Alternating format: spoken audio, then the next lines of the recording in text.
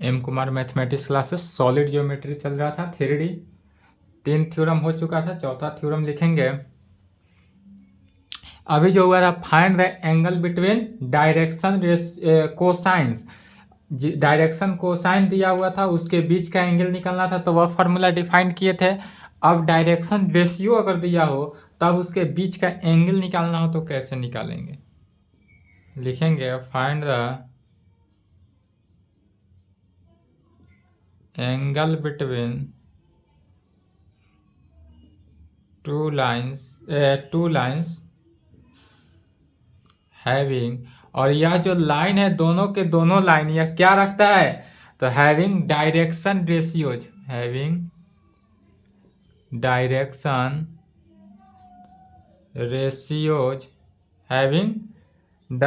Ratios, या direction ratios को ही क्या कहते हैं? डायरेक्शन नंबर भी कहा जाता है। डायरेक्शन रेशियोज या डायरेक्शन नंबर, डायरेक्शन रेशियो या डायरेक्शन नंबर आर किस में रख रहा है? तो डायरेक्शन रेशियो यदि A1 B1 C1 ले लेते हैं and A2 B2 C2 and A2 B2 C2। तो चलिए इसका सॉल्यूशन देखते हैं। सबसे पहले स्टेटमेंट क्या होगा इसका?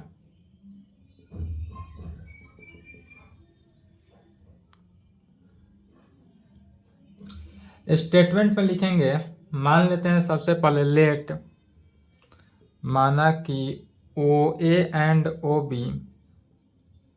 यदि दो लाइन है, ओ क्या है? ओरिजिन है। ओरिजिन से एक लाइन ए पॉइंट पर, अर्थात जो बनाएंगे हम एक्स एक्सिस वाई एक्सिस, यहाँ पर समझे, यह X axis Y axis Z axis है। एक्स एक्सिस का पॉइंट ए मानते हैं, वाई एक्सिस को बी और जेड एक्सिस को सी मानेंगे, और यह तो ओरिजिन है। तो ओ से ए का डिस्टेंस, ओ से बी का डिस्टेंस, तो let O A and O B are two straight line. यदि हम मान लेते हैं कि ओ ए और ओ बी जो है वह क्या है? दो स्ट्रेट लाइन है, हैविंग, जिसमें जो क्या रखता है? हैविंग मैंने रखता है, क्या रखता है? तो डायरेक्शन रेशियोज। यहाँ पर जो है डायरेक्शन रेशियोज को रखता है, रेशियोज, यह जो है डायरेक्शन रेशियोज को रखता है। और डायरेक्शन रेशियो क्या है? Direction ratios are A1 B1 C1 and A2 B2 C2 को रखता है। यह जो है A1 B1 C1 and A2 B2 C2 यह क्या है? डायरेक्शन रेशियो है। तब कहेंगे वी नो डैट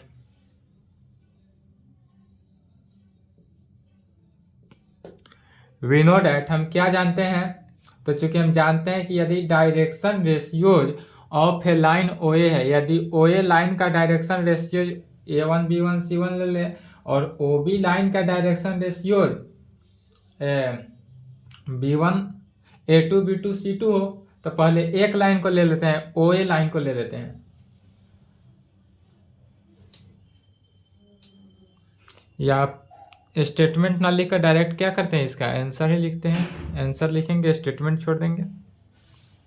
इसी को सिंपली आंसर के फॉर्म में लिख सकते हैं। इफ यदि डायरेक्शन रेशियोज अगर बात करें, इसमें direction ratios of a line, कौन सा लाइन? OA लाइन का डायरेक्शन रेशियोज कितना? A1 B1 C1। यह जो डायरेक्शन रेशियो है यह किसका है? OA लाइन का। तब इसका डायरेक्शन कोसाइन क्या होगा? Then direction cosine of a line OA, यह जो OA लाइन हुआ, यह OA लाइन क्या है? डायरेक्शन कोसाइन को डिनोट किया।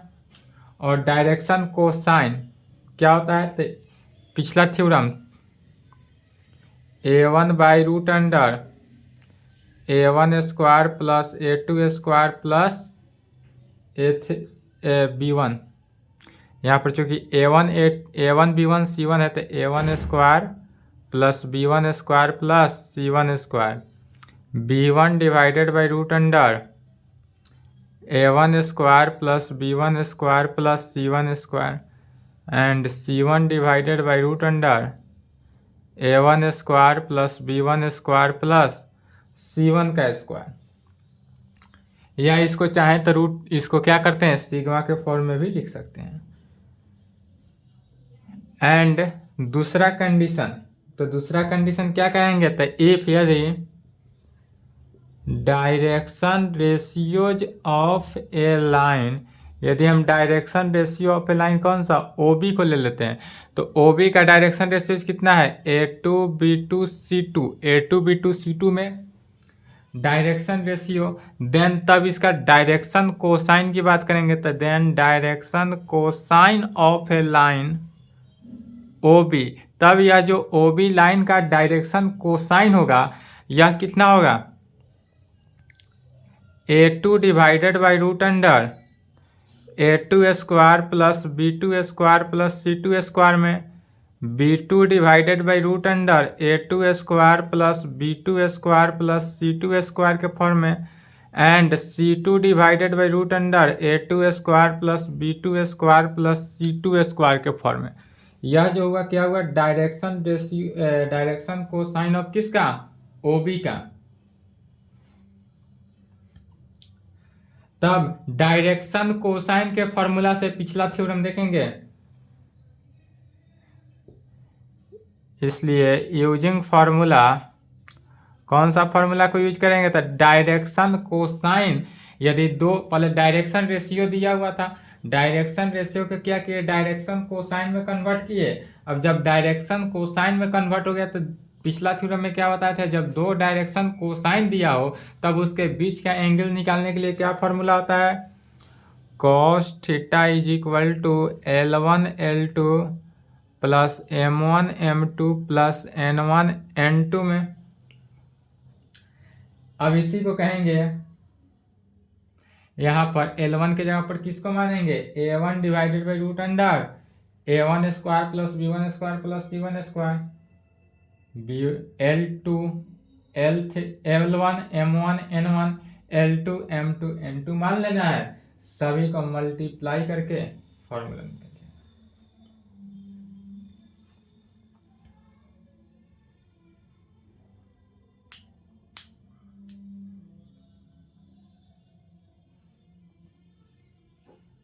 लिख लिए।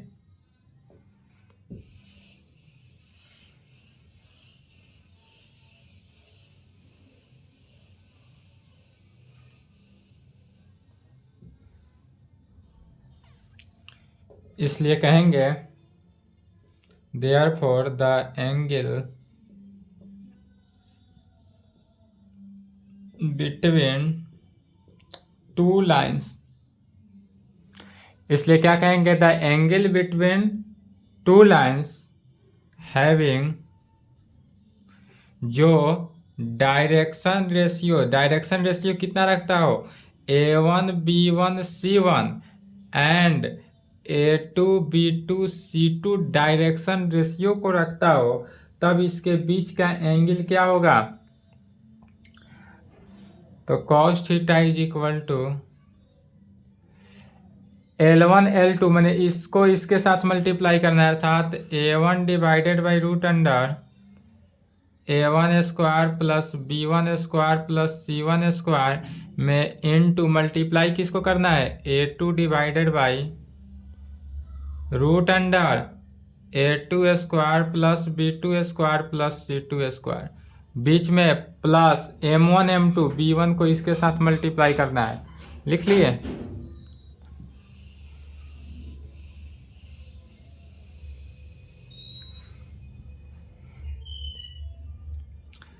B1 divided by root under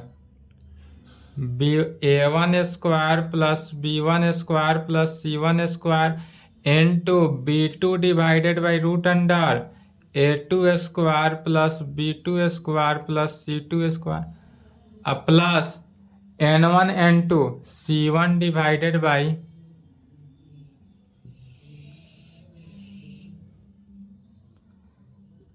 root under a1 square plus b1 square plus c1 square into c2 divided by root under a2 square plus b2 square plus c2 square के form में। इसी को solve किए, सभी में देखेंगे तो common value क्या रहा है, इसलिए cos theta is equal to लघुत्तम में क्या है, root under a1 square plus b1 square plus c1 square into root under a2 square plus b2 square plus c2 square. Multiplication के केस में मल्टीप्लाई किए थे a1 a2 plus b1 b2 plus c1 c2।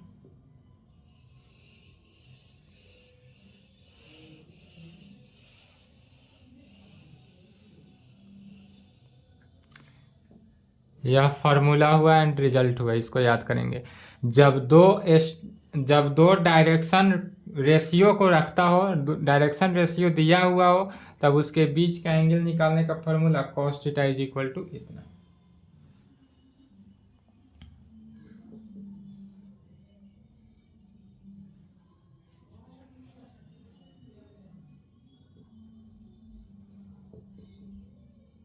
Note point में लिखेंगे, यदि two straight line having जिसका direction ratios कितना हो a1 b1 c1 and a2 b2 c2, दो स्ट्रेट लाइन है जिसके दोनों का डायरेक्शन रेशियो दिया हुआ है, तब यदि यह परपेंडिकुलर के कंडीशन में हुआ तब क्या होगा और पैरेलल के कंडीशन में होगा तब क्या होगा।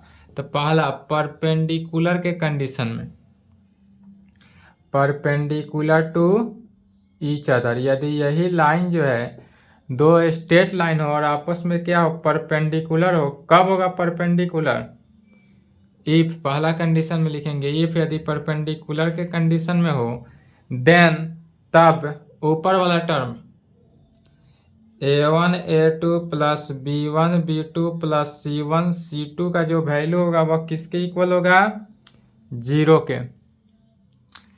यदि हमारा दो स्ट्रेट लाइन जिसका डायरेक्शन रेशियो जितना हो और वह आपस में परपेंडिकुलर होगा तो a1 a2 plus b1 b2 plus c1 c2 जो है 0 के इक्वल होगा। इसको याद रखेंगे क्वेश्चन बनाते वक्त।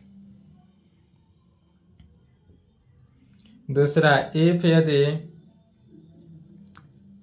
पैरेलल टू ईच अदर, यही यदि क्या हो पैरेलल हो एक दूसरे के, जब पैरेलल का कंडीशन हो तब क्या लगेगा, a1 by a2 is equal to b1 by b2 is equal to c1 by c2। जब पैरेलल के कंडीशन कहे तो यह स्टेटमेंट लगाना है, और जब परपेंडिकुलर का कंडीशन कहे तब इसको लगाना है। यहां तक लिखे।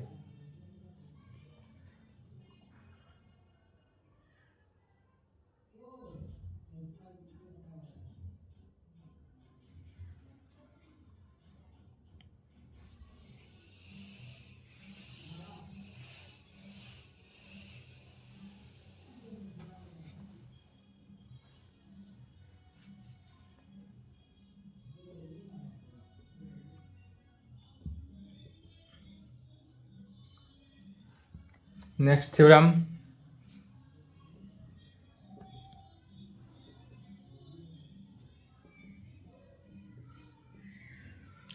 यदि फाइंड द डायरेक्शन कोसाइन, हमको क्या निकालना है, डायरेक्शन कोसाइन निकालना है। किसका, direction cosine of A straight line. क्या कर रहे हैं, find the direction cosine of A straight line joining to straight line, joining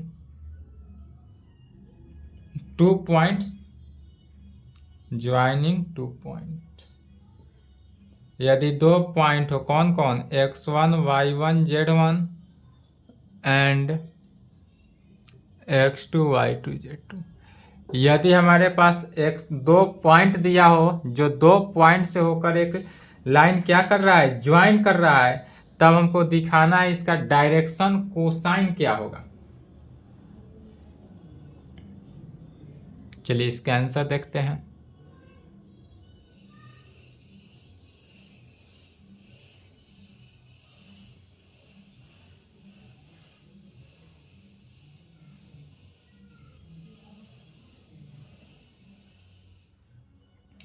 जब भी इस प्रकार दे सबसे पहले क्या करेंगे, फिगर इसका क्या होगा,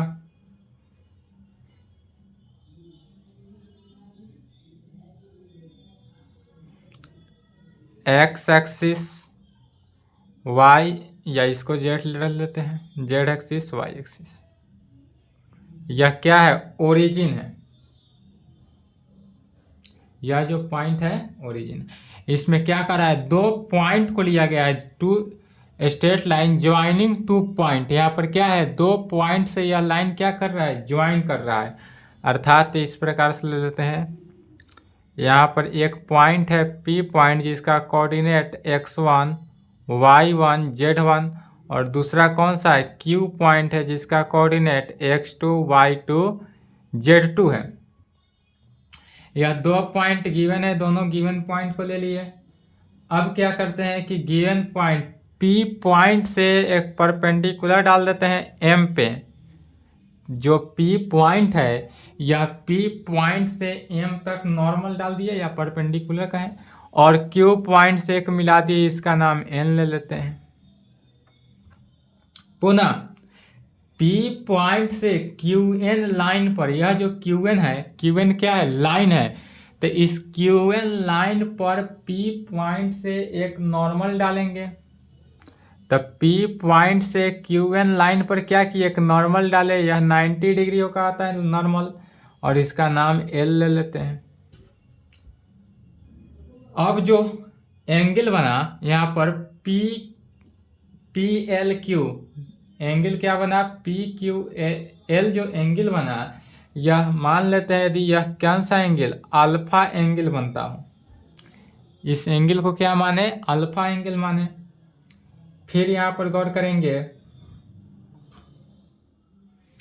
ओरिजिन से लेकर M तक का डिस्टेंस यदि हम x1 ले लें, और ओरिजिन से लेकर N तक का डिस्टेंस हम x2 ले लेते हैं, ओरिजिन से N तक का डिस्टेंस x2 लेते हैं, तब Mn का डिस्टेंस क्या होगा। तो देखेंगे, चूंकि यहाँ पर क्या है, चूंकि O से M का डिस्टेंस x1 एंड O से N का डिस्टेंस x2, तो इसलिए Mn, यह जो Mn का डिस्टेंस निकालना है, Mn का डिस्टेंस कैसे निकलेगा, तो Mn का डिस्टेंस जो होगा वह ON के डिस्टेंस में से OM के डिस्टेंस को माइनस कर देंगे, तो Mn is equal to ON minus OM, ON का डिस्टेंस तो x2 माइनस x1।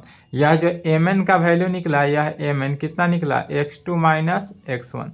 तो जब यह Mn जब x2 माइनस x1, इसलिए जब पैरेलल के कंडीशन है चूंकि, इसलिए क्या होगा, PL क्या हो गया, x2 माइनस x1, PL का भी डिस्टेंस हो गया x2 माइनस x1। PM का डिस्टेंस y ले लेंगे, Ln का y1, यह भी y1, और टोटल y2। PM यहाँ से देखेंगे तो PM का डिस्टेंस क्या हो गया, y1 ले लेते हैं। फिर तो LM का डिस्टेंस भी इतना, और Q से N का डिस्टेंस जो होगा वह y2 हो जाएगा। तो इसलिए Q से L का डिस्टेंस, तो Q से L का distance y2 minus y1। Q से L का डिस्टेंस क्या हो गया, y2 माइनस y। फिगर समझ गए, जो फिगर में समझाए हैं बनाए हैं उसी को लैंग्वेज में लिख रहे हैं, ठीक है। फिगर बना ले, थ्योरम के लिए पहले फिगर बनाना है, उसके बाद लैंग्वेज लिख रहे हैं। जो चीज़ फिगर में भी हम समझाए हैं उसी को लैंग्वेज में लिखा जा रहा है। लेट यहाँ पर क्या माने, तो PQ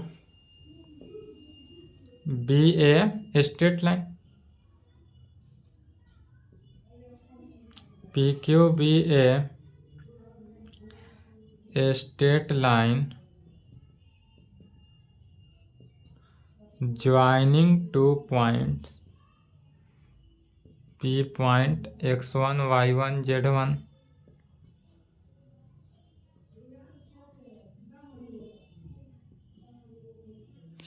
एंड Q पॉइंट कितना x2 y2 z2 पे। तब क्या कहेंगे V draw the perpendicular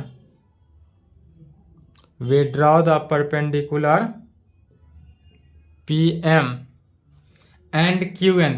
PM and QN जो परपेंडिकुलर है कहाँ पे, P से Q तक, PM एंड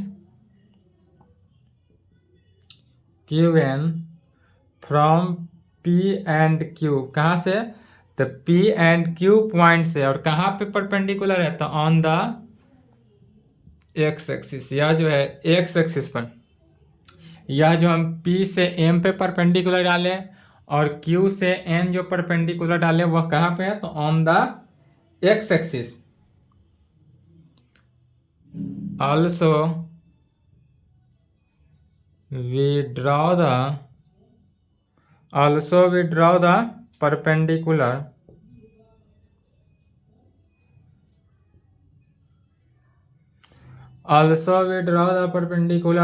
क्या डाले हैं, तो PL परपेंडिकुलर डाला गया है और यह कहाँ पे है, तो QN पे। परपेंडिकुलर PL फ्रॉम कहाँ से, तो P से ऑन द QN पे।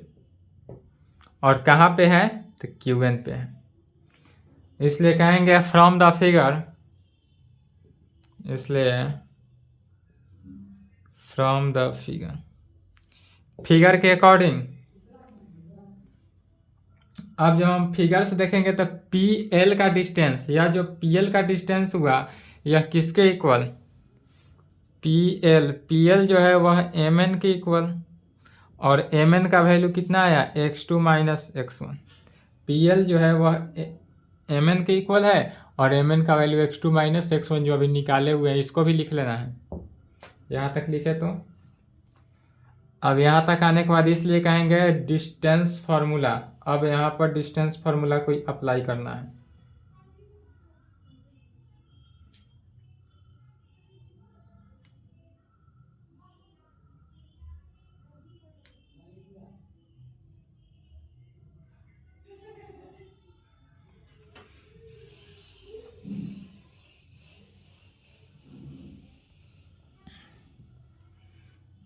इसलिए बाय डिस्टेंस फार्मूला, यहाँ पर जो है किसको यूज किया जा रहा है, डिस्टेंस फार्मूला को यूज किया जा रहा है। डिस्टेंस फार्मूला किसका, डिस्टेंस PQ का। तो PQ का डिस्टेंस जो है वह कितना हुआ था, distance between P point and Q point. तो इस क्या कहेंगे, डिस्टेंस बिटवीन P पॉइंट जिसका coordinate x1 y1 z1 and Q point जिसका कोऑर्डिनेट x2 y2 z2 हो। तो PQ का डिस्टेंस क्या हुआ फॉर्मूला से, डिस्टेंस फॉर्मूला से root under x2 minus x1 का square, root under x2 minus x1 का square plus y2 minus y1 का square plus z2 minus z1 का स्क्वायर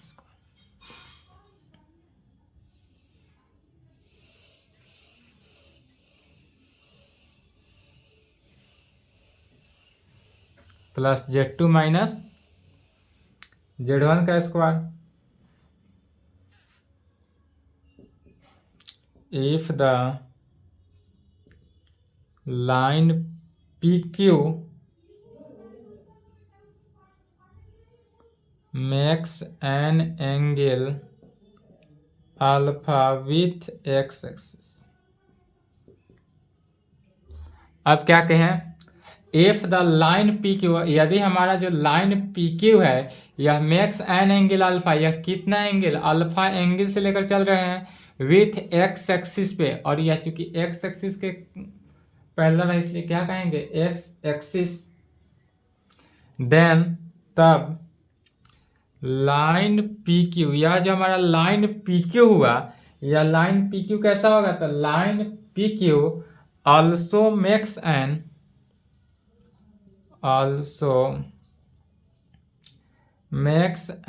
एंगल अल्फा। यह जो है also makes an angle alpha with किस में? P L, with P L. P L क्यों? तो चूंकि P L is parallel to, किसके पैरेलल है? X axis. यह जो पीएल जो है वह एक्स एक्सिस के पैरेलल है, इसके बीच का एंगल इतना। अब क्या कहेंगे? यह जो है चूंकि 90 डिग्री है, एक एंगल 90 डिग्री बना, तो यह कैसा ट्रायंगल बना? Right angle triangle. कौन सा आता है? P L Q. इसलिए कहेंगे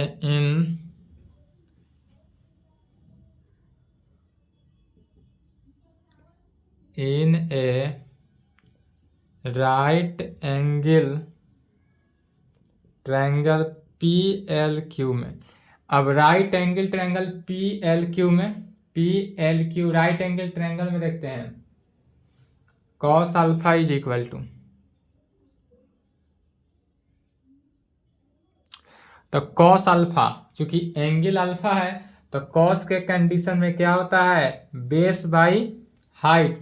तो बेस कितना हुआ? पी एल, और हाइट क्या हुआ? P Q. चूंकि बेस बाई हाइट होता है तो बेस कितना है? P L, height P Q. तो P से L का डिस्टेंस कितना निकला है? x2 minus x1। अब L जो है वह किसके इक्वल? Cos alpha. इसलिए कह सकते हैं L के जगह पर कॉस अल्फा, और PL का डिस्टेंस कितना निकाले थे? x2 minus x1 divided by P Q. चूंकि L इज इक्वल टू क्या है? Cos alpha. कॉस अल्फा का वैल्यू कितना है? L है। इसी प्रकार तो L निकला, कॉस बीटा, बीटा लेकर चलेंगे तो m निकलेगा, कॉस गामा लेकर चलेंगे तो n निकलेगा। तो सिमिलरली L का वैल्यू निकल गया, m n का वैल्यू निकालना है तो m n का वैल्यू जितना वर्क किए उतना वर्क करना पड़ेगा, तो उतना वर्क ना करके डायरेक्ट भी लिख सकते हैं। यहाँ तक लिखे तो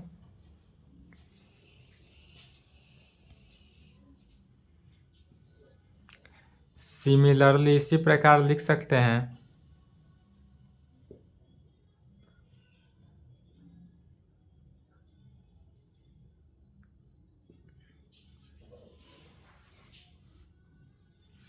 सिमिलरली इफ द, या इफ लाइन लिख देंगे, if line P Q makes an angle, कौन सा? Beta and gamma with Y axis and Z axis. क्या कहेंगे? इफ यदि हमारे पास लाइन जो है P Q line makes an angle beta and gamma with Y axis पे एंड जेड एक्सिस पे, यह वाई एक्सिस पे भी हो सकता है एंड जेड एक्सिस पे भी हो सकता है, देन तब m का वैल्यू क्या होगा? Then m and n। फिर pq का वैल्यू यहां से देख लेंगे, pq का वैल्यू कितना निकला है? √x2 माइनस x1 का square plus y2 minus y1 का square plus z2 minus z1 का स्क्वायर, इसका यूज है।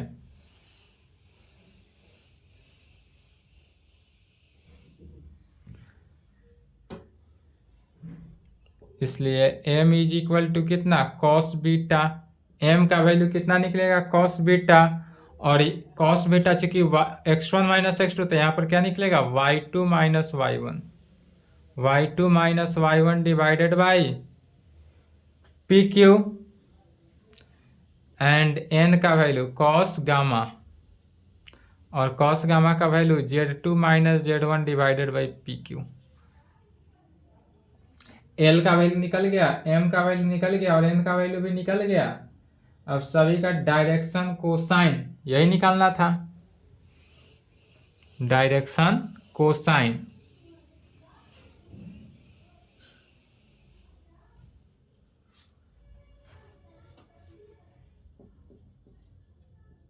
यहां पर कहेंगे hence direction cosine of a line. हमारे पास जो direction cosine of a line है किसका, ज्वाइनिंग टू पॉइंट्स, दो पॉइंट हमारे पास गिवन है, उस दोनों पॉइंट का ज्वाइनिंग डायरेक्शन कोसाइन देखना है। तो कौन कौन पॉइंट, तो पी पॉइंट जिसका coordinate x1 y1 z1 and दूसरा जो है क्यू पॉइंट है, क्यू पॉइंट का coordinate x2 y2 z2, x2 y2 z2 का। तो इसका डायरेक्शन कोसाइन क्या क्या निकला, x2 minus x1 divided by P Q, L M N होता है। एक लाइन लिख भी देंगे क्या, L M N and N. L का value x2 minus x1 divided by P Q, M का value y2 minus y1 divided by P Q and z2 minus z1 divided by P Q and z2 divide where, जहाँ P Q का value, where जहाँ P Q कितना है, तो P Q का value है root under x2 minus x1 का square plus y2 minus y1 का square plus z2 minus z1 का स्क्वायर। पी क्यू का जो वैल्यू है वह इतना है और यही हमारा आंसर हुआ। तो डायरेक्शन कोसाइन निकालना हो तो यह वैल्यू को अप्लाई करना है, ठीक है।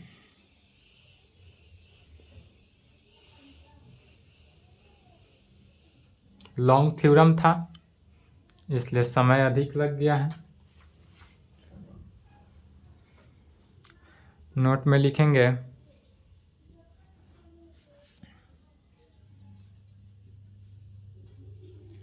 विच शोज डैट,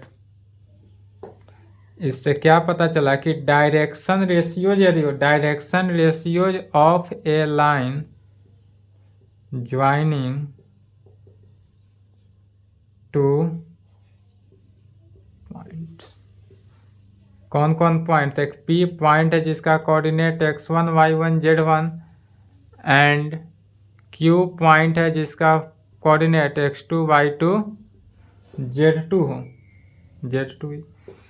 क्या कहेंगे, विच शोज डैट, इस प्रकार से direction ratios of a line joining two point, दो पॉइंट का ज्वाइनिंग इतना है तो इसके बीच का डायरेक्शन रेशियोज बताना है। तो डायरेक्शन रेशियोज क्या क्या होगा, x2 minus x1 y2 minus y1 and z2 minus z1। यहाँ तक कंप्लीट करें। आज की क्लास को यहीं पर संपन्न करते हैं।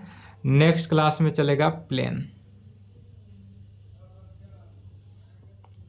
ठीक है। आज की क्लास को यहीं पे संपन्न करते हैं। डायरेक्शन रेशियो, डायरेक्शन कोसाइन पर जितने भी प्रॉब्लम है बनाएंगे। अब डायरेक्शन रेशियो, डायरेक्शन कोसाइन पे आपसे एनसीईआरटी बुक से एक्सरसाइज कितना 11.1 सॉल्व होगा एंड 11.2 हो भी सकता है, देख लेंगे। अगर 11.2 में प्लेन होगा तो उसको नहीं बनाएंगे, प्लेन कल के क्लास में बताया जाएगा। डायरेक्शन कोसाइन और डायरेक्शन रेशियो पर एक ही एक्सरसाइज बनाएंगे, एक्सरसाइज 11.1।